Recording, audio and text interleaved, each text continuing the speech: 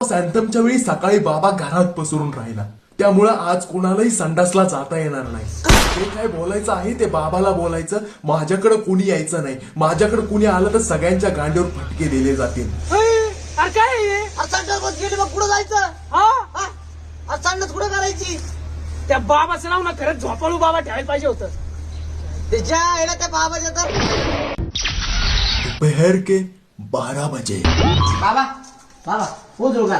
काय भिक्षा देतोय? संडास काय बोलतं कळतं का तुला? काय तुला कळतं का नाही? सकाळ सकाळ बिग बॉस तुमच्या वेळेस झुप्पड सुरू राहिला.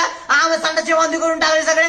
पुट फुकून पार मरायची बारी आली. काय करायचं आम्ही? काय नोकचोक? आणि लोक बिग नाही आज संडास कुठं जायचं ते सांग. एवढा कंट्रोल होत नसेल ना तर एमसील लाव तिथं. एमसील आम्हाला एमसील लावून सांगतो का? गेल्या फेविकॉल लावून याचं बंदच करून टाकतो. शॉप आमच्या दोघांचं चाललं, तू कशाला फुटेज खायला तर मध्ये? मी पुढे शाहतोय का? मला फुटेज खायची गरज नाही. मला फुटेज खायची गरज नाही. मला पण लागलीये. त्यानंतर हात पुढे करायला लावतो, मी तोंड उघडं करायला लावतो तुझं.